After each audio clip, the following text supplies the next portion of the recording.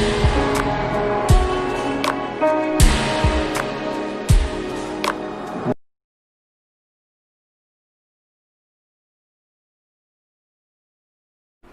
Happy good evening to all my dear students.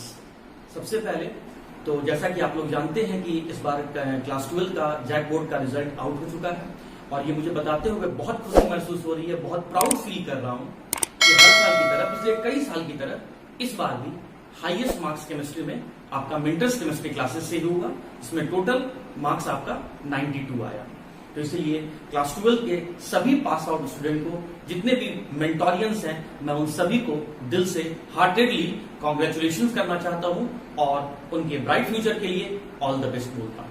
तो students, हम लोग डिस्कस कर रहे थे, इस टॉपिक के पहले हम लोग डिस्कस कर रहे थे नोमेनक्लेचर, और नोमेनक्लेचर में हम लोगों ने एक कंसेप्ट वहां देखा। क्या देखा कि कई सारे ऐसे कंपाउंड्स आ रहे थे जिसमें एटम, मॉलिक्यूल और आयंस सेम थे, बट फिर भी उनके नाम, उनका नेमिंग अलग हो जा रहा था। जैसे आप यहां पर देखिए, यहां भी कोबाल्ट एटम है, यहां भी कोबाल्ट एटम है, यहां भी NH3 मॉलिक्यूल है, यहां भी NH3 मॉलिक्यूल है, यहां भी ब्रोमीन एटम है, यहां भी ब्रोमीन एटम है, यहां भी सल्फेट मॉलिक्यूल है, सल्फेट आयन है, और यहां भी आपका सल्फेट आयन है। आप क्या देख रहे हैं कि इन पहले कंपाउंड में और दूसरे कंपाउंड में एटम, मॉलिक्यूल और आयंस सब सेम है, फिर भी इन दोनों का नाम में डिफरेंस आ गया। जहां पहले वाले कॉम्प्लेक्स सॉल्ट का नेम जो है पेंटा अमाइन ब्रोमाइडो कोबाल्ट 3 सल्फेट है, वहीं दूसरे कॉम्प्लेक्स सॉल्ट का नाम पेंटा अमाइन सल्फेटो कोबाल्ट 3 ब्रोमाइड है। मतलब एटम, मॉलिक्यूल और आयंस सेम रहते हुए भी कंपाउंड्स का, कॉम्प्लेक्स सॉल्ट का नेम अलग अलग है। तो हमें यहां से एक नया थ्योरी, एक नया कंसेप्ट हमारे सामने निकल के आया कि एटम, मॉलिक्यूल या आयंस मतलब स्पीसीज सेम रहते हुए भी कॉम्प्लेक्स सॉल्ट का नाम डिफरेंस है, नेम में डिफरेंस है। जब हम इन दोनों कॉम्प्लेक्स सॉल्ट का प्रॉपर्टीज को चेक किए स्टूडेंट, तो दोनों कॉम्प्लेक्स सॉल्ट का प्रॉपर्टीज भी हमें डिफरेंट मिला। अब प्रॉपर्टीज क्या डिफरेंट मिला वो हम आगे डिस्कस करेंगे, बट आप यहां पर समझें कि नोमेनक्लेचर करते समय, कॉम्प्लेक्स कंपाउंड का नेमिंग करते समय हमारे पास एक ऐसा कंसेप्ट आया, या हम लोग एक ऐसे कंसेप्ट के बारे में समझें जिसमें दो कंपाउंड्स जिनका एटम, मॉलिक्यूल और आयन सब कुछ सेम था, लेकिन फिर भी उनका नाम डिफरेंट था, और नाम ही नहीं, उनका प्रॉपर्टीज डिफरेंट था। तो ऐसे कंपाउंड के बीच के रिलेशन को बताने के लिए हम लोगों ने एक नया टर्म दिया, और उस नए टर्म का नाम है स्टूडेंट, उस नए टर्म का नाम है आइसोमर्स। और एक उस प्रोसेस को, आइसोमर्स प्रोसेस को स्टडी करने के लिए हमने एक नया टर्म दिया और उसका नाम है आइसोमेरिज्म। तो आज हमारा टॉपिक है स्टूडेंट आइसोमेरिज्म। आज हम लोग आइसोमेरिज्म टॉपिक के बारे में डिस्कस करने जा रहे हैं, और बड़े ध्यान से आप यहां से सुनना, क्योंकि यहां से आइसोमेरिज्म में एग्जामिनेशन पॉइंट ऑफ व्यू से एक क्वेश्चन है जो बहुत इंपॉर्टेंट है। लेकिन पहले हम लोग आइसोमेरिज्म को समझेंगे, फिर एग्जांपल्स को समझेंगे, फिर आपके क्वेश्चन को डिस्कस करेंगे। तो स्टूडेंट्स, हम लोग सबसे पहले समझते हैं कि आइसोमर्स और आइसोमेरिज्म होता क्या है। ये जो आइसोमेरिज्म वर्ड है, जब हम इस आइसोमेरिज्म वर्ड को बाइफर्केट करेंगे, डिसोसिएट करेंगे दो वर्ड्स में, तो जो पहला वर्ड आइसो है, उस आइसो का मतलब होता है सेम, और जो दूसरा वर्ड आपका मेरोस है, उस मेरोस का मतलब होता है पार्ट्स। तो कहने का मतलब, एक कंपाउंड्स का आप जितना भी पार्ट्स करेंगे, उन सभी पार्ट्स का मॉलिक्यूलर फॉर्मूला सेम रहेगा, लेकिन प्रॉपर्टीज डिफरेंट होगा। मैं फिर से बोल रहा हूं, ध्यान से सुनना। ये जो आइसोमेरिज्म टर्म है, ये आइसोमेरिज्म टर्म को जब हम दो डिफरेंट वर्ड में डिसोसिएट करेंगे, तो जो पहला वर्ड आइसो है, वो फर्स्ट वर्ड आइसो का मतलब होता है सेम, और जो दूसरा वर्ड आपका मेरिज्म है, मेरोस है, उसका मतलब होता है पार्ट्स। तो कहने का मतलब सेम पार्ट्स, मतलब एक कंपाउंड को लेकर आप उसके जितने भी पार्ट्स करेंगे उन सभी पार्ट्स का मॉलिक्यूलर फॉर्मूला सेम रहेगा, लेकिन उसका प्रॉपर्टीज डिफरेंट रहेगा। तो ऐसे दो कंपाउंड या दो से ज्यादा कंपाउंड जिनका मॉलिक्यूलर फॉर्मूला सेम हो लेकिन प्रॉपर्टीज डिफरेंट हो, तो ऐसे दो कंपाउंड के बीच के रिलेशन को हम लोग आइसोमर्स कहते हैं, और ये आइसोमर्स बनाने का प्रोसेस को हम लोग आइसोमेरिज्म कहते हैं। आइए देखते हैं स्टूडेंट बोर्ड पर क्या लिखा हुआ है। टू और मोर देन टू कंपाउंड्स, मतलब दो कंपाउंड्स या दो से ज्यादा कंपाउंड भी हो सकते हैं जिनका क्या रहेगा, जिनका मॉलिक्यूलर फॉर्मूला सेम होना चाहिए, मॉलिक्यूलर फॉर्मूला सेम होना चाहिए, बट डिफरेंस इन प्रॉपर्टीज, और उनका प्रॉपर्टीज क्या होना चाहिए, डिफरेंट होना चाहिए। क्यों प्रॉपर्टीज डिफरेंट होगा, due to difference in structure, structure में डिफरेंस होने की वजह से, और स्पेशियल अरेंजमेंट या फिर स्ट्रक्चर में डिफरेंस होने की वजह से प्रॉपर्टीज में डिफरेंस हो जाना, मॉलिक्यूलर फॉर्मूला सेम रहते हुए, तो ऐसे दो कंपाउंड को हम आपस में आइसोमर्स कहते हैं, और उस आइसोमर्स बनाने का प्रोसेस को हम लोग आइसोमेरिज्म कहते हैं। मैं फिर से बोल रहा हूं स्टूडेंट, मेरी बातों को ध्यान से समझना। नोमेनक्लेचर टॉपिक जब हम लोग पढ़ रहे थे तो उस नोमेनक्लेचर करने के दौरान उस कॉम्प्लेक्स सॉल्ट के नेमिंग करते समय हमारे सामने ऐसे दो कंपाउंड भी आए, ऐसे दो कंपाउंड, बहुत सारे ऐसे दो कंपाउंड आए जिनमें स्पीसीज सेम थे, मतलब इन दोनों में एटम, मॉलिक्यूल और आयंस सेम थे, लेकिन फिर भी इन दोनों का नाम में अंतर था, इन दोनों के नेम में डिफरेंस था। और जब हमारे सामने ऐसे कंपाउंड आए तो हम इन दोनों का प्रॉपर्टीज को स्टडी करना शुरू किए, तो हम लोग क्या देखते हैं कि इन दोनों कंपाउंड का नाम ही नहीं, प्रॉपर्टीज में भी डिफरेंस है, लेकिन इनका मॉलिक्यूलर फॉर्मूला सेम था, एटम, मॉलिक्यूल, आयंस था, सेम था, इसीलिए मॉलिक्यूलर फॉर्मूला सेम था। तो ऐसे दो कंपाउंड जिनका मॉलिक्यूलर फॉर्मूला सेम हो लेकिन दोनों का प्रॉपर्टीज एक दूसरे से अलग हो, डिफरेंस हो, तो ऐसे दो कंपाउंड के आपस के बीच के रिलेशन को हम लोगों ने एक टर्म दिया, एक नाम दिया, और उसे हम लोगों ने आइसोमर्स बोला, और इस आइसोमर्स बनाने के प्रोसेस को हम लोग आइसोमेरिज्म कहते हैं। स्टूडेंट, केमिस्ट्री को अगर आप इजी करना चाहते हो तो उसे आप डे टू डे लाइफ से जोड़ो, अपने आप टॉपिक भी समझ में आ जाएगा और कंसेप्ट हमेशा के लिए याद भी रहेगा। जैसे हमारे दुनिया में क्या होता है, दो इंसान के बीच के रिलेशन को हम लोग एक नाम देते हैं। जैसे दो इंसान के बीच के रिलेशन को हम लोग कहते हैं फादर या फिर मदर या फिर ब्रदर या फिर सिस्टर या फिर फ्रेंड। ऐसा हम लोग अपने दुनिया में डे टू डे लाइफ में, प्रैक्टिकल लाइफ में हम लोग दो इंसान के बीच के रिलेशन को एक नाम दिए हैं। एग्जैक्टली स्टूडेंट यहां भी है कि ऐसे दो कंपाउंड जिनका मॉलिक्यूलर फॉर्मूला सेम है लेकिन इन दोनों कंपाउंड का प्रॉपर्टीज एक दूसरे से अलग है, तो ऐसे दो कंपाउंड के बीच के रिलेशन को एक टर्म दिया गया, एक नाम दिया गया, और उसे हम लोगों ने आइसोमर्स कहा, और आइसोमर्स बनाने के प्रोसेस को हम लोग आइसोमेरिज्म कहते हैं। तो ये रहा हमारा आइसोमेरिज्म का डेफिनेशन कि टू और मोर देन टू कंपाउंड्स, मतलब अगर आपको आइसोमर्स बनाना है, अगर आपको रिलेशन बताना है, तो कम से कम आपके पास मिनिमम दो कंपाउंड होना चाहिए। लेकिन मैं ये नहीं बोल रहा हूं स्टूडेंट कि आइसोमर्स सिर्फ दो ही कंपाउंड का होता है, वो दो से ज्यादा का भी हो सकता है। तो दो या दो से ज्यादा कंपाउंड, टू और more than two compound having same molecular formula but difference in properties due to difference in structure और arrangement, spatial arrangement are known as isomers and the process is known as the isomerism. मतलब आपको याद क्या रखना है कि molecular formula same होना चाहिए और प्रॉपर्टीज जो है वो डिफरेंट होना चाहिए। तो ऐसे कंपाउंड को हम लोग आपस में आइसोमर्स कहते हैं और प्रोसेस को आइसोमेरिज्म। तो जो बात हमने आइसोमेरिज्म या आइसोमर्स के बारे में जाना, उसे भी मैंने यहाँ पर फ्लो चार्ट और यहाँ पर कुछ एग्जाम्पल्स से मैंने यहाँ समझाया। तो हमने आइसोमर्स के बारे में क्या जाना कि आइसोमर्स ऐसे कंपाउंड, दो या दो से ज्यादा ऐसे कंपाउंड को कहते हैं जिनका मॉलिक्यूलर फॉर्मूला सेम होता है लेकिन उनका आपस में प्रॉपर्टीज जो होता है वो डिफरेंट होता है। तो बात यहां पे आया, यहां से क्वेश्चन आता है कि आखिर वो दो या दो से ज्यादा कंपाउंड का मॉलिक्यूलर फॉर्मूला क्यों सेम रहता है। तो उसके पीछे रीजन है कि उसमें रहने वाले एटम, मॉलिक्यूल या आयंस सेम रहते हैं, इसीलिए मॉलिक्यूलर फॉर्मूला सेम रहता है।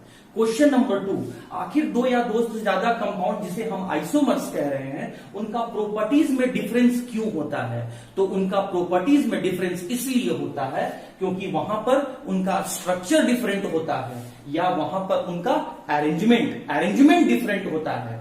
एटम्स, मॉलिक्यूल या आयंस के अरेंजमेंट में डिफरेंस होने की वजह से या कंपाउंड का स्ट्रक्चर में डिफरेंस होने की वजह से प्रॉपर्टीज डिफरेंट होता है, और एटम, मॉलिक्यूल और आयंस सेम होने की वजह से मॉलिक्यूलर फॉर्मूला सेम होता है। और दो या दो से ज्यादा कंपाउंड जिसका मॉलिक्यूलर फॉर्मूला सेम रहे और प्रॉपर्टीज डिफरेंट रहे तो ऐसे कंपाउंड को हम लोग आइसोमर्स कहते हैं।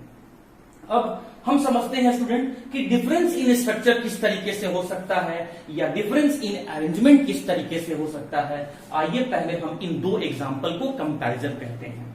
यहां M इंडिकेट कर रहा है सेंट्रल मेटल एटम को और L इंडिकेट कर रहा है लिगेंड को।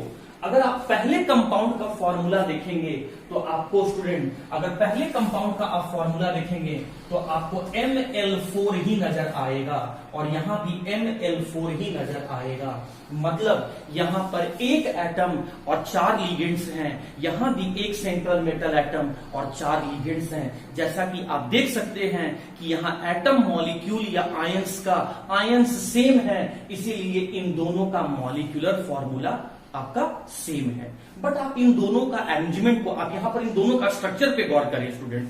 आप क्या देख रहे हैं कि पहले स्ट्रक्चर में जो 4 लिगेंड सेंट्रल मेटल एटम से अरेंज हैं, जो सेंट्रल मेटल एटम से जुड़े हुए हैं, वो 109 डिग्री 28 मिनट एंगल पे जुड़े हुए हैं। मतलब यहां पर जो लिगेंड्स के बीच का जो बॉन्ड, यहां जो आपका बॉन्ड एंगल है वो आपका 109 डिग्री 28 मिनट है। तो इस पहले कंपाउंड का जो स्ट्रक्चर है वो टेट्राहेड्रल स्ट्रक्चर है। लेकिन दूसरे स्ट्रक्चर में आप क्या देख रहे हैं कि यहां जो लिगेंड्स और जो दूसरा लिगेंड्स है, यहां पर लिगेंड्स के बीच में 90 डिग्री बॉन्ड एंगल है। तो यहां पर जो स्ट्रक्चर है इस कंपाउंड का वो स्क्वायर प्लेनर है। तो इन दोनों कंपाउंड का मॉलिक्यूलर फॉर्मूला तो सेम है, लेकिन इन दोनों का स्ट्रक्चर में डिफरेंस है। जहां पहला कंपाउंड टेट्राहेड्रल स्ट्रक्चर को बता रहा है, वहीं दूसरा कंपाउंड स्क्वायर प्लेनर स्ट्रक्चर को बता रहा है। तो ऐसे दो कंपाउंड जिनका मॉलिक्यूलर फॉर्मूला सेम है लेकिन उनका स्ट्रक्चर अलग अलग है, तो इन दोनों कंपाउंड को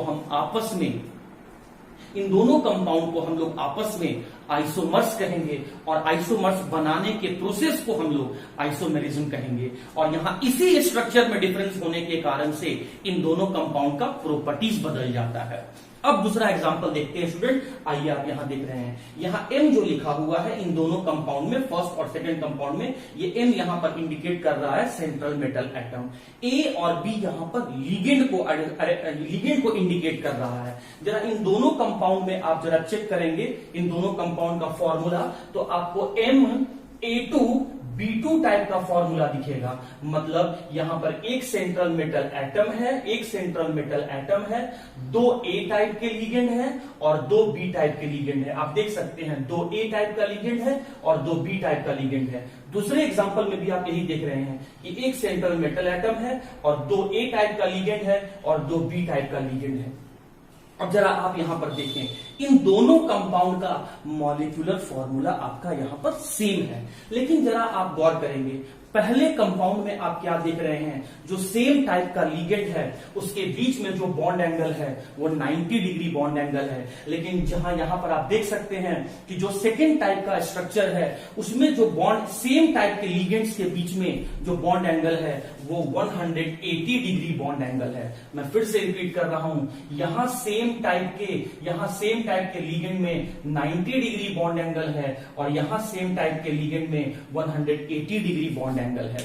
तो यहां पर हम क्या देख रहे हैं कि दोनों का स्ट्रक्चर तो स्क्वायर प्लेनर ही है, लेकिन यहां पर अरेंजमेंट सजावट अलग अलग है। तो इस कारण से, इस सजावट में अलग होने के कारण से इन दोनों कंपाउंड का प्रॉपर्टीज बदल जाता है। तो यहां इन दोनों कंपाउंड का प्रॉपर्टीज क्यों बदला? क्योंकि इन दोनों कंपाउंड्स में लीगेंड्स का, या हम कह सकते हैं एटम, मॉलिक्यूल और आयंस का सजावट मतलब अरेंजमेंट अलग अलग है। यहां दोनों कंपाउंड का प्रॉपर्टीज क्यों बदला? क्योंकि यहां पर दोनों कंपाउंड का स्ट्रक्चर यहां पर अलग अलग है। तो स्ट्रक्चर में डिफरेंस होने के कारण से या अरेंजमेंट में डिफरेंस होने के कारण से जब कंपाउंड का प्रॉपर्टीज बदल जाए, मॉलिक्यूलर फॉर्मूला सेम रहते हुए, तो ऐसे दो कंपाउंड को हम आपस में आइसोमर्स कहते हैं। और आइसोमर्स बनाने के प्रोसेस को हम लोग आइसोमेरिज्म कहते हैं।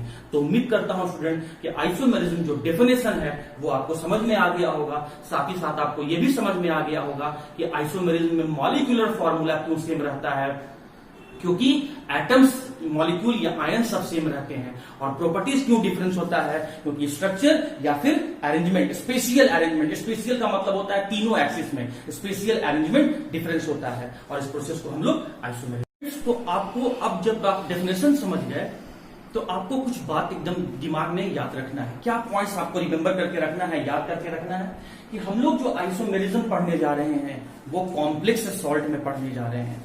आपने जो आइसोमेरिज्म अब तक स्टडी किया होगा या क्लास 11th में जो आपने आइसोमेरिज्म स्टडी किया होगा वो ऑर्गेनिक कंपाउंड का आइसोमेरिज्म प्रोसेस था। आज हम लोग इनऑर्गेनिक कंपाउंड्स में आइसोमेरिज्म डिस्कस कर रहे हैं, मतलब हम लोग कॉम्प्लेक्स सॉल्ट में आइसोमेरिज्म डिस्कस कर रहे हैं। और आपको ये बात तो पता ही है कि आइसोमर्स बोलने के लिए हमें कुछ प्रॉपर्टीज को सेम करना होगा और कुछ प्रॉपर्टीज को डिफरेंट करना होगा। तो आपको यही बात आपको याद रखना है कि अगर हमें कॉम्प्लेक्स सॉल्ट में आइसोमेरिज्म फेनोमेनन या प्रोसेस को डिस्कस करना है तो वहां पर क्या क्या टर्म्स सेम रहते हैं और क्या क्या टर्म्स डिफरेंट रहते हैं। तो कॉम्प्लेक्स सॉल्ट में मॉलिक्यूलर फॉर्मूला सेम होना चाहिए। दो कंपाउंड्स के बीच में या दो कॉम्प्लेक्स सॉल्ट के बीच में अगर आप ये बोल रहे हैं कि वो दोनों एक दूसरे का आइसोमर्स है, तो इसका मतलब इन दोनों कंपाउंड का मॉलिक्यूलर फॉर्मूला सेम है। इन दोनों कॉम्प्लेक्स सॉल्ट में सेंट्रल मेटल एटम भी सेम रहेगा। मैं शॉर्ट में लिखा हूं, आप एग्जाम में ऐसा नहीं लिखेंगे। उन दोनों कॉम्प्लेक्स सॉल्ट में ऑक्सीडेशन नंबर भी सेम रहेगा और उन दोनों कॉम्प्लेक्स सॉल्ट में कोऑर्डिनेशन नंबर भी सेम रहेगा।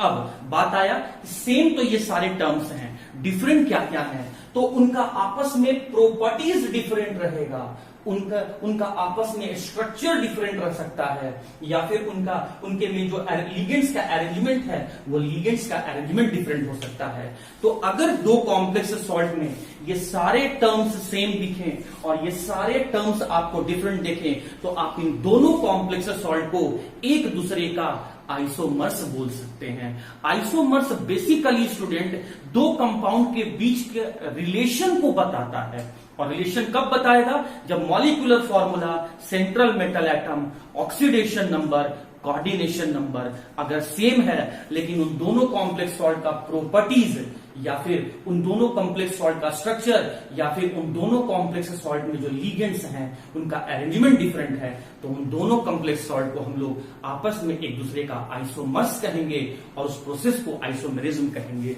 जैसे हमने एग्जांपल के फॉर्म में यहां पर दो कॉम्प्लेक्स सॉल्ट लिया है। अब स्टूडेंट चेक करो, देखो पहले कॉम्प्लेक्स सॉल्ट में भी सेंट्रल मेटल एटम कोबाल्ट है और यहां भी कोबाल्ट है, यहां भी पेंटा अमाइन है और सेकंड वाले में भी पेंटा अमाइन है। देखो यहां भी Br एटम लिखा हुआ है, Br आयन लिखा हुआ है, Br एटम लिखा हुआ है और यहां भी देख सकते हैं कि आप Br लिखा हुआ है। यहां भी सल्फेट है और यहां भी SO4 सल्फेट है। मतलब इन दोनों कंपाउंड में मॉलिक्यूलर फॉर्मूला आपको सेम दिख रहा है क्योंकि दोनों में एटम, मॉलिक्यूल या आयंस आपको यहां पर सेम है।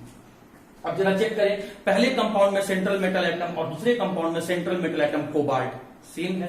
फिर थर्ड चेक करें, इन दोनों कंपाउंड में जो यहां पर सेंट्रल मेटल एटम का ऑक्सीडेशन नंबर है वो इसमें भी आपका 3 ही है और इसमें भी आपका 3 ही है। कोऑर्डिनेशन नंबर चेक करें स्टूडेंट, यहां भी कोऑर्डिनेशन नंबर 6 है और यहां भी कोऑर्डिनेशन नंबर 6 है। मतलब इन दोनों कंपाउंड में आपका molecular formula, central metal atom, oxidation number, coordination number दोनों कॉम्प्लेक्स सॉल्ट में आपका सेम है। लेकिन जरा इन दोनों कंपाउंड का आप प्रॉपर्टीज चेक करें तो आप क्या देख रहे हैं कि जो पहले कंपाउंड का कलर है वो आपका रेडिश वायलेट कलर है और दूसरे कॉम्प्लेक्स सॉल्ट का जो कलर है वो सिर्फ रेडिश कलर है। तो इसका मतलब कलर जैसा प्रॉपर्टीज इनके बीच में अलग अलग है, कलर जैसा प्रॉपर्टीज इनका डिफरेंट है।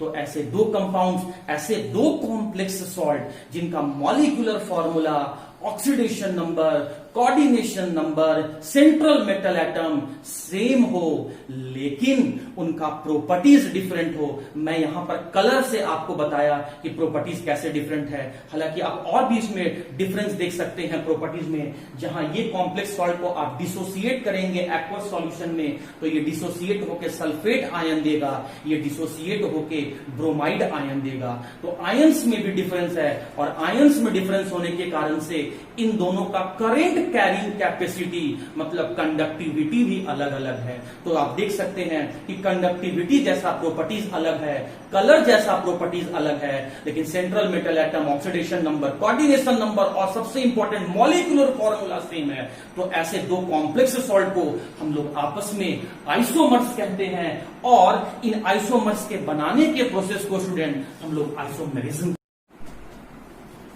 तो स्टूडेंट जो टॉपिक हम लोग पढ़ रहे हैं कॉम्प्लेक्स सॉल्ट का आइसोमेरिज्म, तो कॉम्प्लेक्स सॉल्ट में आइसोमेरिज्म दो टाइप का होता है। एक होता है स्ट्रक्चरल आइसोमेरिज्म और दूसरा होता है stereo isomerism.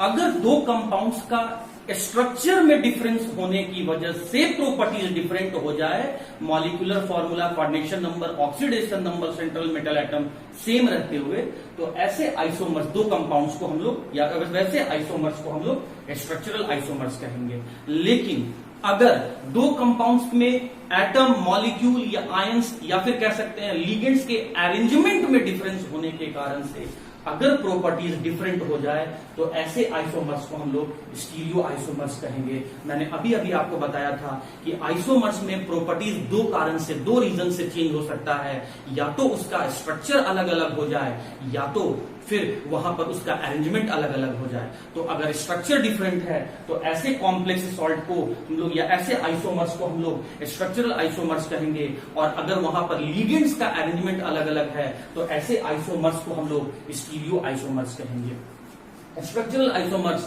Different different types के हैं। पहला है आपका आयोनाइजेशन आइसोमर्स, सेकेंड है आपका हाइड्रेट आइसोमर्स, थर्ड है आपका लिंकेज आइसोमर्स, फोर्थ है आपका कोऑर्डिनेशन आइसोमर्स, फिफ्थ है आपका लिगेंड आइसोमर्स। उसी तरीके से स्टीरियो आइसोमर्स आपके दो टाइप के होते हैं। फर्स्ट है आपका जियोमेट्रिकल आइसोमर्स और सेकंड है आपका ऑप्टिकल आइसोमर्स। तो ये दोनों टाइप के आइसोमर्स को हम लोग अलग अलग डिटेल से अभी हम लोग डिस्कस करेंगे एग्जाम्पल के साथ। आपके एग्जाम में यहां से स्टूडेंट क्वेश्चन पूछता है कि state the difference between the ionisation isomers and hydrate isomers. Ionisation isomers और हाइड्रेट आइसोमर्स के बीच में क्या डिफरेंस है ये बताएं। या फिर आपके एग्जाम में क्वेश्चन पूछता है कि state the difference between the ionisation isomers and linkage isomers. मतलब आयोनाइजेशन आइसोमर्स और लिंकेज आइसोमर्स के बीच में क्या डिफरेंस है, ये चीज यहां पर आपके एग्जाम में पूछा गया है। या तो फर्स्ट सेकंड के बीच का डिफरेंस पूछेगा या फर्स्ट थर्ड के बीच का डिफरेंस पूछेगा। एक बात और स्टूडेंट, जो अभी सिलेबस का मॉडिफिकेशन किया गया है, सिलेबस में जो चेंजिंग किया गया है सीबीएसई के सिलेबस में, अभी जैक बोर्ड का सिलेबस जो चेंज किया गया है वो अभी इश्यू नहीं किया गया है, अभी यहां पर पब्लिक यहां पर नहीं किया गया है। तो स्टूडेंट जब सिलेबस में चेंज किया जाएगा, जैक बोर्ड के सिलेबस में चेंज किया जाएगा तो आपको बता दिया जाएगा, मैं इन्फॉर्म कर दूंगा। लेकिन सीबीएसई के सिलेबस में इस बार का जो एग्जाम होने वाला है उसमें स्टीरियो आइसोमर्स को हटा दिया है, सिर्फ स्ट्रक्चरल आइसोमर्स ही वहां पर डिस्कस करने के लिए कहा गया है।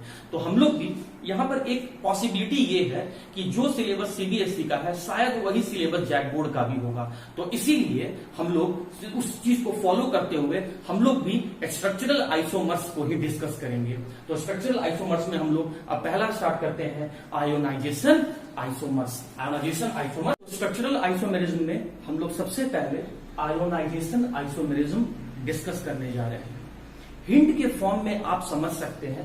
देखो आइसोमर्स जैसे ही बोले, कॉम्प्लेक्स सॉल्ट में आइसोमर्स जैसे ही बोले, चार टर्म को आप हमेशा सेम रखना। Molecular formula, coordination number, oxidation number और सेंट्रल मेटल एटम। और डिफरेंस क्या रहेगा? प्रॉपर्टीज। और प्रॉपर्टीज में डिफरेंस किस वजह से होता है? या तो स्ट्रक्चर में डिफरेंस होने की वजह से, या तो लिगेंड्स के एलिमेंट में डिफरेंस होने की वजह से। अब हम लोग पढ़ रहे हैं स्ट्रक्चरल आइसोमेरिज्म, और वहां जानते हैं कि मॉलिक्यूलर फॉर्मूला सेम है लेकिन प्रॉपर्टीज वहां पर डिफरेंस है। तो प्रॉपर्टीज स्टूडेंट, प्रॉपर्टीज जिस कारण से डिफरेंस रहेगा वो आपके आगे वाले टर्म में लिखा हुआ रहेगा। और आगे वाला टर्म कहता है आयोनाइजेशन, मतलब आयंस। तो इसका मतलब हुआ कि कैटायन और अनायन में आयंस का एक्सचेंज होने की वजह से प्रॉपर्टीज डिफरेंस हो जाना, molecular formula, central metal atom, coordination number, oxidation number same रहते हुए, तो ऐसे दो कंपाउंड या दो से ज्यादा कंपाउंड के हम आपस के रिलेशन को आयोनाइजेशन आइसोमर्स कहेंगे। और वैसे सभी कंपाउंड के बनाने के प्रोसेस को आयोनाइजेशन आइसोमेरिज्म कहेंगे। मैं फिर से रिपीट कर रहा हूं, एग्जांपल से समझाऊंगा, धीरे धीरे ही चलूंगा, कंफ्यूज मत होना। देखो स्टूडेंट, आप सिंपल वे में तो इतना जानते हो कि मॉलिक्यूलर फॉर्मूला सेम रहे और प्रॉपर्टीज डिफरेंस रहे तो कंपाउंड को हम लोग आइसोमर्स कहेंगे। अब प्रॉपर्टीज किस कारण से अलग अलग है वो इस टर्म के आगे में लिखा हुआ रहेगा। ये हिंट है, ये पहचानने का तरीका है। और आइसोमेरिज्म टर्म के आगे आयोनाइजेशन लिखा हुआ है, आयंस लिखा हुआ है। तो कहता है आयोनाइजेशन आयंस, मतलब कहता है कि एक जो कंपाउंड है उसमें कैटायन को देखो या और अनायन को देखो, या फिर कोऑर्डिनेशन स्फीयर को देखो और आयोनाइजेशन स्फीयर को देखो, या फिर स्क्वायर ब्रैकेट के अंदर और बाहर देखो।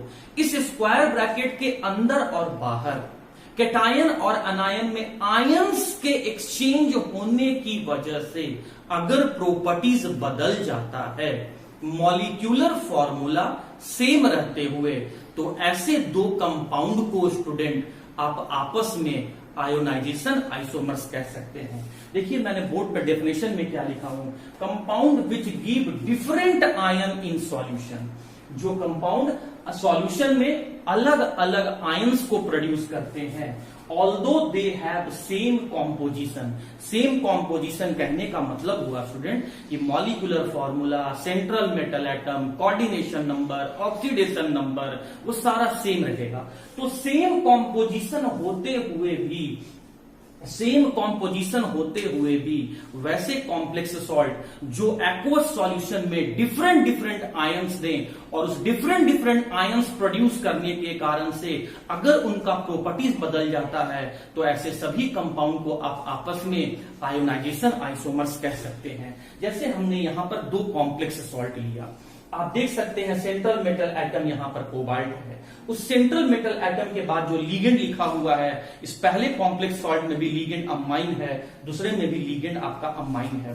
यहां पे देखिए स्टूडेंट आपका ब्रोमाइडो है और यहां भी देखिए आप ब्रोमाइड है, यहां भी देखिए आप सल्फेट है और यहां भी देखिए आप सल्फेटो है। मतलब दोनों में एटम, मॉलिक्यूल और आयंस सेम है। मतलब दोनों में कॉम्प्लेक्स सॉल्ट में पार्टिसिपेट करने वाले स्पीसीज सेम है। मतलब इन दोनों का मॉलिक्यूलर फॉर्मूला सेम है। मॉलिक्यूलर फॉर्मूला सेम होने के बाद आप देख सकते हैं दोनों में सेंट्रल मेटल एटम सेम है। पहले वाले में 6 लीगेंड है, मतलब कोऑर्डिनेशन नंबर 6 है। दूसरे वाले में भी 6 लीगेंड है, कोऑर्डिनेशन नंबर 6 है। मतलब कोऑर्डिनेशन नंबर भी दूसरे में सेम है, इन दोनों में सेम है।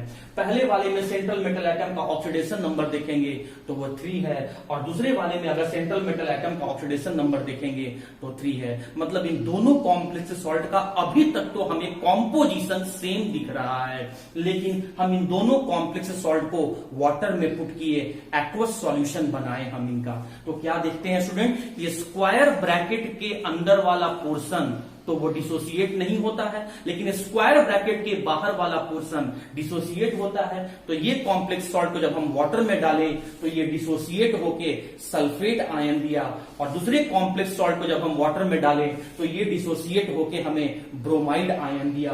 तो आप देख सकते हैं कि यहां पर आयंस डिफरेंट है, लेकिन इनका कॉम्पोजिशन मतलब molecular formula, coordination, oxidation number और सेंट्रल मेटल एटम सेम है, लेकिन ये डिफरेंट आयंस दे रहे हैं। तो वैसे कॉम्प्लेक्स सॉल्ट जिसमें ये जो स्क्वायर ब्रैकेट का अंदर वाला पोर्शन है इसे हम कैटायन मान लेते हैं तो ये अनायन हो जाएगा, स्क्वायर ब्रैकेट के अंदर वाला पोर्शन को कैटायन मान लेते हैं तो ये अनायन हो जाएगा। ये आपका कोऑर्डिनेशन स्फीयर तो ये आपका आयोनाइजेशन स्फीयर, ये आपका कोऑर्डिनेशन स्फीयर और ये आपका आयोनाइजेशन स्फीयर। तो देखिए यहां पर ये अमाइन तो स्टूडेंट न्यूट्रल है, हमें तो आयंस चाहिए, तो यहां पर आयंस कौन है, ब्रोमाइड है और सल्फेट है। यहां भी आयन कौन है, सल्फेट और ब्रोमाइड है। तो हमने क्या किया, इस आयंस का एक्सचेंज कर दिया। ये ब्रोमाइड आयन और जो यहां पर सल्फेट आयन है स्टूडेंट, इन दोनों आयंस को मैंने एक्सचेंज कर दिया। कैटायन और अनायन में आयंस को एक्सचेंज कर दिया स्क्वायर ब्रैकेट के अंदर, और स्क्वायर ब्रैकेट के बाहर में आयंस का एक्सचेंज स्फीयर और आयोनाइजेशन स्फीयर में आयंस का एक्सचेंज कर दिया। और इस आयन के एक्सचेंज करने के कारण से देखिए जहां पहले वाले पार्ट में ब्रोमाइडो आपका जो आयंस है वो स्क्वायर ब्रैकेट के अंदर है, लेकिन सेकेंड वाले में वही बाहर है। पहले वाले में जहां सल्फेट कोऑर्डिनेशन स्फीयर के बाहर है मतलब स्क्वायर ब्रैकेट के बाहर है, वही दूसरे वाले में सल्फेट जो है वो स्क्वायर ब्रैकेट के अंदर है। तो मैंने आयंस का एक्सचेंज कर दिया, और इस आयन के एक्सचेंज करने के कारण से हमें जो आयंस मिल रहा है, जो हमें सॉल्यूशन में आयंस मिल रहा है, वो आयंस यहां पर डिफरेंट है। और इस आयंस में डिफरेंस होने की वजह से देखो क्या चेंजिंग आया। देखो हमने पहले कॉम्प्लेक्स सॉल्ट का रिएक्शन BaCl2 से करवाया, बेरियम क्लोराइड से करवाया, और दूसरे वाले में भी दूसरे कॉम्प्लेक्स सॉल्ट को भी हमने बेरियम क्लोराइड से रिएक्शन करवाया। तो पहले कॉम्प्लेक्स सॉल्ट को जब बेरियम क्लोराइड से आपने रिएक्शन करवाया तो ये कॉम्प्लेक्स सॉल्ट टूटा और टूट के सल्फेट आयन दिया, और ये सल्फेट आयन यहां पर प्रेजेंट बेरियम के साथ रिएक्ट किया। जब आपसे यहां पर ये बेरियम के साथ रिएक्ट किया और यहां पर बेरियम सल्फेट बनाया, और बेरियम सल्फेट बनाने की वजह से यहां पर व्हाइट पीपीटी का फॉर्मेशन होता है। मैं यहां लिख रहा हूं स्टूडेंट, इसके लिए मत समझना, इसके लिए समझना। यहां व्हाइट पीपीटी का फॉर्मेशन होता है, व्हाइट प्रेसिपिटेट का फॉर्मेशन होता है। लेकिन जब हम इस कॉम्प्लेक्स सॉल्ट को बेरियम क्लोराइड से रिएक्शन करवाएं और ये कॉम्प्लेक्स सॉल्ट टूट के कहीं भी सल्फेट आयन नहीं दे रहा है, इसीलिए बेरियम क्लोराइड से रिएक्ट करने पर बेरियम सल्फेट नहीं बन रहा है, और बेरियम सल्फेट नहीं बनने से किसी तरह का व्हाइट प्रेसिपिटेट हमें देखने को नहीं मिलता है। इसका मतलब देखिए पहले वाले कॉम्प्लेक्स सॉल्ट में व्हाइट प्रेसिपिटेट बना, दूसरे वाले कॉम्प्लेक्स सॉल्ट में व्हाइट प्रेसिपिटेट नहीं बना। क्यों व्हाइट प्रेसिपिटेट पहले वाले में बना? क्योंकि पहले वाले में बेरियम सल्फेट बना। दूसरे वाले में व्हाइट प्रेसिपिटेट क्यों नहीं बना? क्योंकि बेरियम सल्फेट नहीं बना। पहले वाले में बेरियम सल्फेट क्यों बना? क्योंकि ये जो कॉम्प्लेक्स सॉल्ट है वो डिसोसिएट होकर सल्फेट आयन दे रहा था। दूसरे वाले में बेरियम सल्फेट क्यों नहीं बना? क्योंकि दूसरा वाला जो कॉम्प्लेक्स सॉल्ट है वो डिसोसिएट होकर सल्फेट आयन नहीं दे रहा था। तो यहां पर देखिए प्रेसिपिटेट के फॉर्मेशन में हमें डिफरेंस दिख रहा है और प्रॉपर्टीज में हमें डिफरेंस दिख रहा है, लेकिन molecular formula, coordination number, oxidation number, central metal atom सब कुछ सेम है। तो ऐसे कंपाउंड्स को हम लोग आपस में जो आयंस अलग अलग दे, आयंस एक्वस सॉल्यूशन में कैटायन और अनायंस के कॉम्प्लेक्स सॉल्ट में ऐसे दो कॉम्प्लेक्स सॉल्ट में कैटायन और अनायन में आयंस का एक्सचेंज होने की वजह से प्रॉपर्टीज में डिफरेंस हो जाना, कॉम्पोजिशन सेम रहते हुए या मॉलिक्यूलर फॉर्मूला सेम रहते हुए, तो ऐसे कॉम्प्लेक्स सॉल्ट को हम लोग आपस में आयोनाइजेशन आइसोमर्स कहते हैं। इस बात को एक और एग्जांपल से समझते हैं स्टूडेंट। मैं क्या कर रहा हूं, इस बार बेरियम क्लोराइड को हटाकर मैं दोनों कॉम्प्लेक्स सॉल्ट का रिएक्शन सिल्वर नाइट्रेट के साथ करवा रहा हूं, AgNO3 के साथ करवा रहा हूं, सिल्वर नाइट्रेट के साथ करवा रहा हूं। और सिल्वर नाइट्रेट के साथ करवाने पर मैं यहां पर क्या देख रहा हूं स्टूडेंट कि जब ये कॉम्प्लेक्स सॉल्ट डिसोसिएट हुआ तो डिसोसिएट होकर ये सल्फेट आयन दिया, और जब ये सल्फेट आयन यहां पर सिल्वर नाइट्रेट के साथ रिएक्ट नहीं किया, लेकिन जब मैं इसी कॉम्प्लेक्स सॉल्ट को सिल्वर नाइट्रेट के साथ रिएक्शन करवाया तो ये कॉम्प्लेक्स सॉल्ट पहले डिसोसिएट होकर ब्रोमाइड आयन दिया, और ये ब्रोमाइड आयन जब सिल्वर नाइट्रेट के साथ रिएक्ट किया तो यहां पर ये AgBr का फॉर्मेशन किया, सिल्वर ब्रोमाइड का फॉर्मेशन किया। और इस सिल्वर ब्रोमाइड के फॉर्मेशन होने के कारण से यहां पर येलो प्रेसिपिटेट का फॉर्मेशन हुआ, लेकिन दूसरे वाले में येलो प्रेसिपिटेट का फॉर्मेशन नहीं हुआ, no yellow precipitate is form. तो आप देख सकते हैं कि दोनों कॉम्प्लेक्स सॉल्ट के प्रेसिपिटेट बनाने में डिफरेंस है।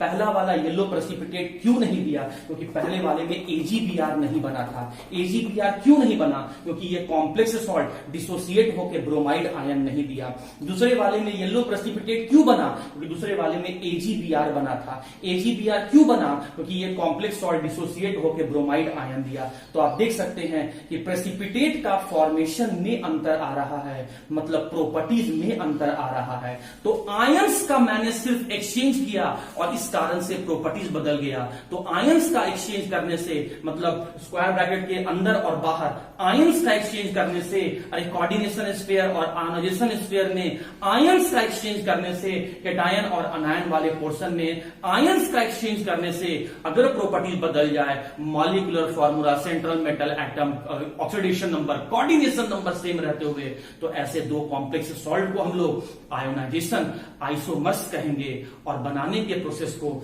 हम लोग आयोनाइजेशन आइसोमर्स। तो स्टूडेंट्स, हम लोग यहां पर कुछ एग्जांपल्स से ये समझते हैं कि हम लोग कैसे एग्जाम में आइडेंटिफाई करेंगे कि दिया गया कॉम्प्लेक्स सॉल्ट एक दूसरे का आयोनाइजेशन आइसोमर्स है कि नहीं। अभी अभी मैंने आपको बताया, या इतना देर से आप सुनने के बाद आप ये समझ चुके होंगे कि अगर कैटायन और अनायन में, मतलब स्क्वायर ब्रैकेट के बाहर और अंदर आयंस में हमें अलग डिफरेंस दिखा तो हम कह सकते हैं कि आयोनाइजेशन आइसोमर्स है। सबसे पहली बात, आप ये चार टर्म को चेक कर लेना कि molecular formula, central metal atom, coordination number और ऑक्सीडेशन नंबर पहले सेम होना चाहिए। और वो कैसे सेम होगा? क्योंकि उसमें पार्टिसिपेट करने वाले दोनों कंपाउंड में जितने भी स्पीसीज लिखे हुए रहेंगे, चाहे स्क्वायर ब्रैकेट के अंदर और बाहर, वो सेम होना चाहिए। देखिए, यहां भी कोबाल्ट है, यहां भी कोबाल्ट है, यहां भी NH3 है, यहां भी NH3 है, यहां दो क्लोरीन एटम है, और आप देख सकते हैं स्टूडेंट यहां भी दो क्लोरीन एटम है, यहां भी NO2 है और यहां भी NO2 है, मतलब नाइट्राइट है। मतलब इन दोनों में पार्टिसिपेट करने वाले एटम, मॉलिक्यूल या आयंस सेम है, मतलब मॉलिक्यूलर फॉर्मूला सेम हो गया। अब सेंट्रल मेटल एटम कोबाल्ट है, यहां भी कोबाल्ट है, ये भी सेम हो गया। कोऑर्डिनेशन नंबर 4 + 2 6, यहां भी कोऑर्डिनेशन नंबर 4 1 5 और 1 6, कोऑर्डिनेशन नंबर भी 6 हो गया। ऑक्सीडेशन नंबर अगर आपको निकालने आता होगा स्टूडेंट, तो यहां पर सेंट्रल मेटल एटम का ऑक्सीडेशन नंबर 3 और यहां भी सेंट्रल मेटल एटम का ऑक्सीडेशन नंबर आपका 3 ही आया होगा। ठीक है, तो अब यहां पर इन दोनों का मॉलिक्यूलर फॉर्मूला सेम है, सेंट्रल मेटल एटम सेम है, कोऑर्डिनेशन नंबर सेम है, ऑक्सीडेशन नंबर सेम है। अब देखो कि क्या स्क्वायर ब्रैकेट के अंदर और बाहर आयन का एक्सचेंज है। पहले में मुझे क्या दिख रहा है कि स्क्वायर ब्रैकेट के बाहर NO2- नाइट्राइट आयन है, और दूसरे में क्या दिख रहा है कि स्क्वायर ब्रैकेट के बाहर क्लोराइड आयन है। इसका मतलब ये सॉल्ट डिसोसिएट होके नाइट्राइट आयन दे रहा है और ये सॉल्ट डिसोसिएट होके क्लोराइड आयन दे रहा है। जहां पर इस पहले वाले कॉम्प्लेक्स सॉल्ट में दोनों क्लोराइडो आपका कॉम्प्लेक्स सॉल्ट स्क्वायर ब्रैकेट के अंदर था, यहां क्या दिख रहा है कि एक क्लोराइडो अंदर है और दूसरा क्लोराइडो बाहर है। NO2 यहां पर स्क्वायर ब्रैकेट के बाहर है लेकिन यहां पर अंदर है, मतलब यहां पर आयंस को बदल दिया गया है, और आयंस को बदल देने के कारण से आप देख रहे हैं कि ये दोनों कॉम्प्लेक्स सॉल्ट डिसोसिएट होके अलग अलग आयन दे रहा है। शॉर्ट में समझाएं स्टूडेंट, 1 मिनट में क्वेश्चन सॉल्व करने का। आप पहले चेक कर लेना कि molecular formula, coordination number, oxidation number और सेंट्रल मेटल एटम सेम है। उसके बाद आप चले आना स्क्वायर ब्रैकेट के बाहर, और अगर स्क्वायर ब्रैकेट के बाहर आपको डिफरेंट आयंस दिखे तो समझ जाना कि ये दोनों एक दूसरे का आयोनाइजेशन आइसोमर्स है।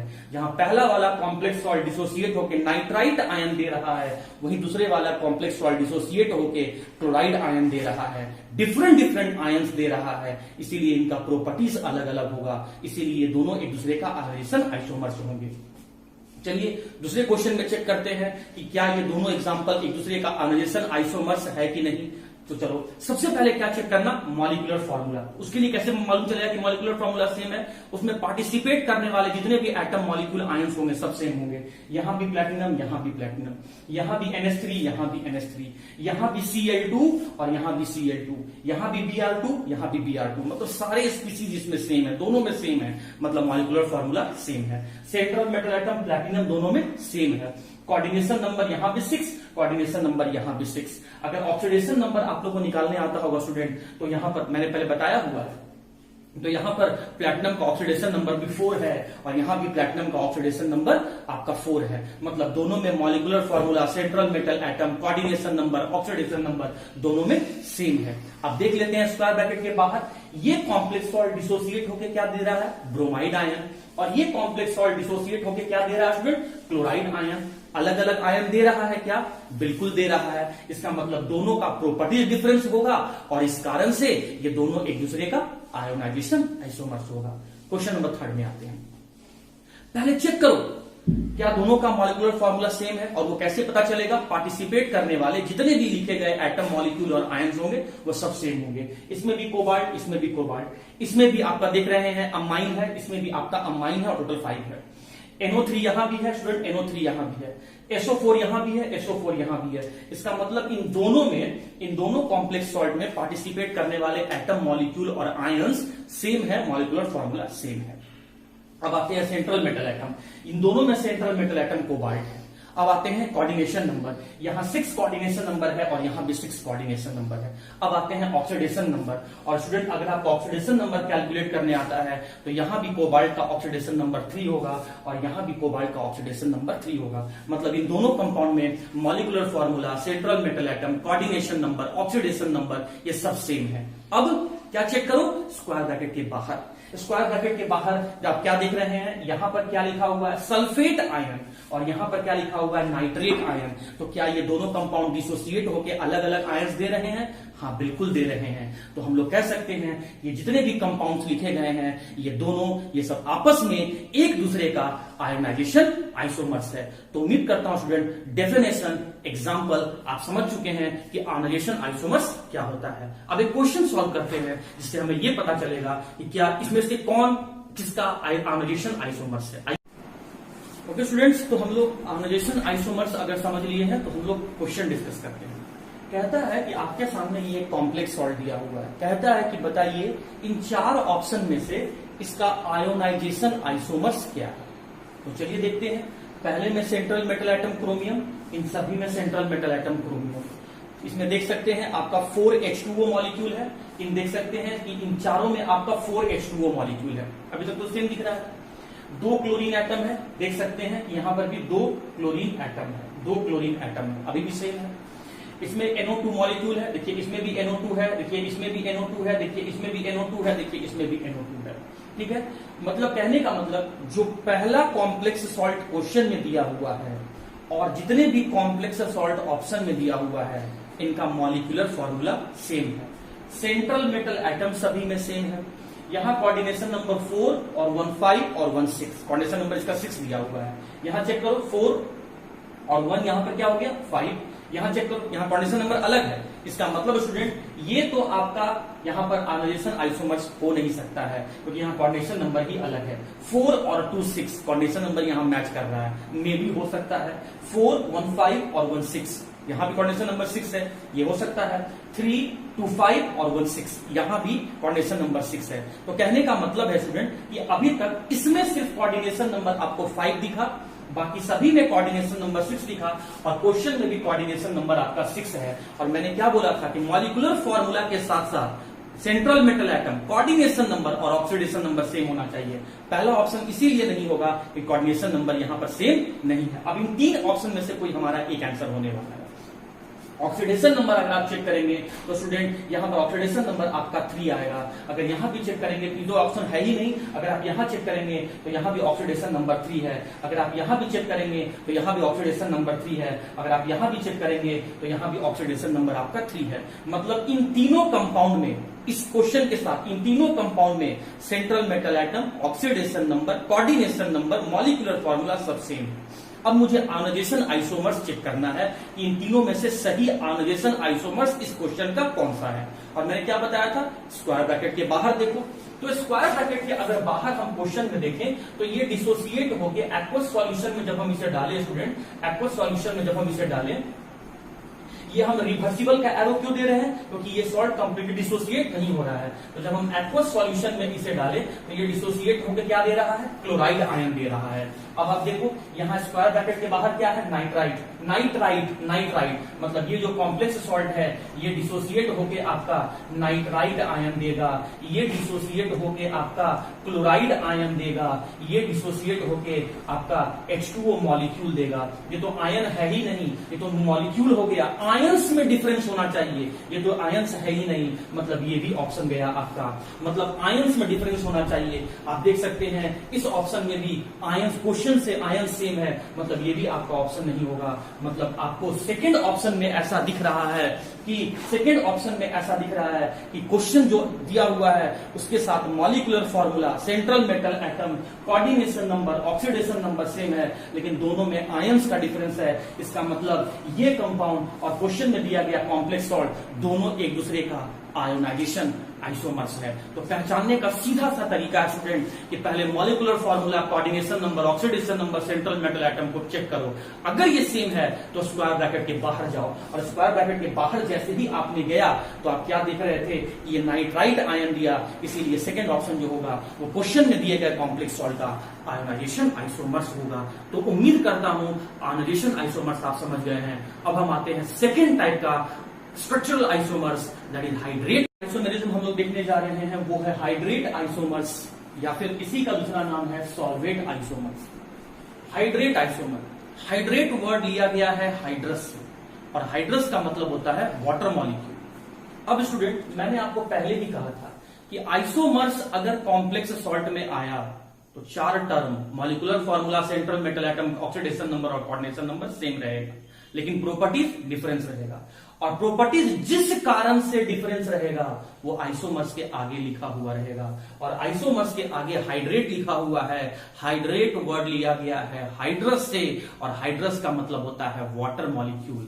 तो अब सुनिए इसका सही डेफिनेशन, मतलब पहचानने का तो तरीका है water molecule, aqua molecule, water molecule जो लीगेंड की तरह बिहेव कर रहे हैं। मैं फिर से रिपीट कर रहा हूं स्टूडेंट, सब कुछ सामने लिखा हुआ है। हाइड्रेट मतलब हाइड्रस, हाइड्रस मतलब वाटर, वाटर मॉलिक्यूल जो लीगेंड की तरह बिहेव कर रहे हैं, उसके नंबर में डिफरेंस होने के कारण से अगर प्रॉपर्टीज बदल जाए, molecular formula, central metal atom, coordination number, oxidation number same रहते हुए, तो ऐसे 2 या 2 से ज्यादा कंपाउंड्स को हम लोग आपस में हाइड्रेट आइसोमर्स कहेंगे, और बनाने के प्रोसेस को हाइड्रेशन आइसोमेरिज्म कहेंगे।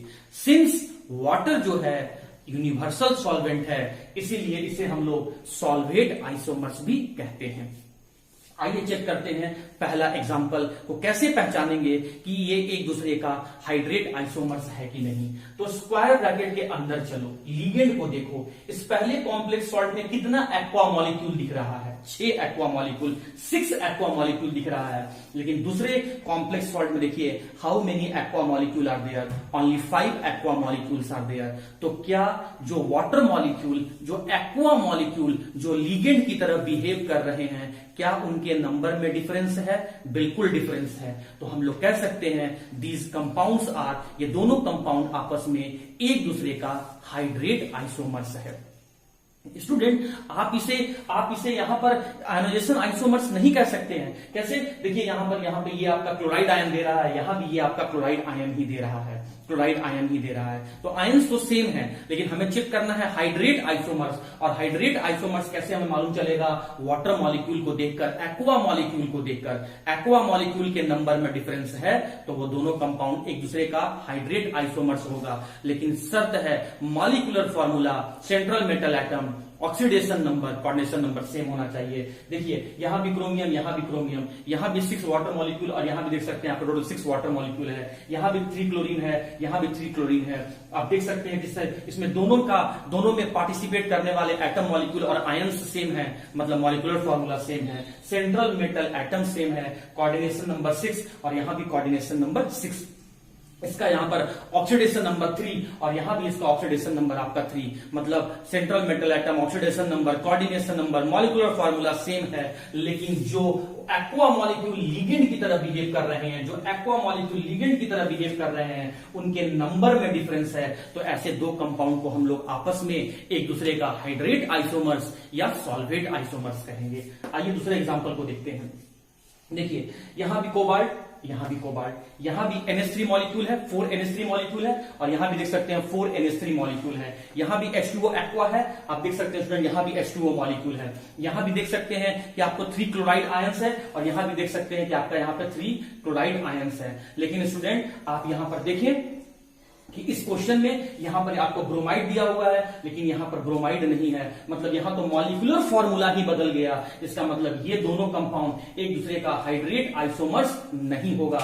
अब यहां पर देखिए, भले ही यहां पर एक H2O मॉलिक्यूल था, लेकिन यहां पर लिगेंड के फॉर्म में एक भी H2O मॉलिक्यूल नहीं है। तो क्या सिर्फ वाटर मॉलिक्यूल जो एक्वा है, जिसका नाम एक्वा है, उनके नंबर में डिफरेंस होने से क्या हाइड्रेट आइसोमर्स हो जाएगा? क्या नहीं स्टूडेंट। सबसे पहली बात, मॉलिक्यूलर फॉर्मूला जरूर सेम होना चाहिए। लेकिन आप यहां देख सकते हैं कि दूसरे वाले में तो आपको ब्रोमाइड आयन दिख रहा है, लेकिन पहले वाले में कहीं ब्रोमाइड आयन नहीं है। भले ही यहां पर एक्वा मॉलिक्यूल जो लिगेंड की तरह बिहेव कर रहे हैं उनमें डिफरेंस है, लेकिन मॉलिक्यूलर फॉर्मूला सेम नहीं था, इसलिए ये कंपाउंड हाइड्रेट आइसोमर्स नहीं हो सकता है। आइए थर्ड एग्जांपल को देख लेते हैं। कोबाल्ट, यहां भी कोबाल्ट, यहां भी H2O मॉलिक्यूल, यहां भी H2O मॉलिक्यूल। H2O मॉलिक्यूल का नंबर 1 एक ही नंबर है और यहां भी H2O मॉलिक्यूल एक ही मॉलिक्यूल है। यहां क्लोराइड आयन देखिए 1 और 2, 3 है यहां पर। यहां भी क्लोरीन का नंबर देखिए 2 और 1, 3 है। बाइडेंटेट लिगेंड जिसका नाम इथाइलिन डायमीन है, देखिए यहां पर 2 मॉलिक्यूल है इथाइलिन डायमीन का और यहां भी देख सकते हैं 2 मॉलिक्यूल है इथाइलिन डायमीन का। मतलब पार्टिसिपेट करने वाले सभी एटम, मॉलिक्यूल और आयन सेम है, मतलब इन दोनों में मॉलिक्यूलर फॉर्मूला सेम है। सेंट्रल मेटल एटम दोनों में कोबाल्ट है, मतलब सेम है। कोऑर्डिनेशन नंबर देखिए 1 और 1, 2। आपको पता है स्टूडेंट कि EN जो है वो बाइडेंटेट लिगेंड है और बाइडेंटेट लिगेंड का कोऑर्डिनेशन नंबर कैसे चेक करते हैं? 2 इंटू डेंटिसिटी। क्यों? क्योंकि बाइडेंटेट लिगेंड जो है वो 2 कोऑर्डिनेट बॉन्ड बनाते हैं, वो 2 लोन पेयर डोनेट करते हैं। तो 2 और कितना दिया हुआ डेंटिसिटी? 2 दिया हुआ है, तो 2 इंटू 2 कितना हो गया इसका? 4। तो ये हो गया 4, 1, 5 और 1, 6, मतलब कोऑर्डिनेशन नंबर 6। यहां चेक करें 2 इंटू 2 4 और 2 6, मतलब कोऑर्डिनेशन नंबर भी सेम है। मॉलिक्यूलर फॉर्मूला दोनों में सेम था, कोऑर्डिनेशन नंबर सेम हो गया, सेंट्रल मेटल एटम सेम हो गया। अगर आप ऑक्सीडेशन नंबर निकालेंगे स्टूडेंट और निकालना आता होगा तो इस यहां पर कोबाल्ट का ऑक्सीडेशन नंबर 3 और यहां भी आपका कोबाल्ट का ऑक्सीडेशन नंबर 3, मतलब इन दोनों कंपाउंड में molecular formula, central metal atom, coordination number, oxidation number same है। अब चलो हाइड्रेट आइसोमर पहचानना है, तो चलो एक्वा मॉलिक्यूल के पास, वाटर मॉलिक्यूल के पास, जो लिगेंड की तरह बिहेव कर रहे हैं। क्या यहां एक्वा मॉलिक्यूल लिगेंड की तरह बिहेव कर रहा है? क्या यहां पर एक्वा मॉलिक्यूल लिगेंड की तरह बिहेव कर रहा है? नहीं।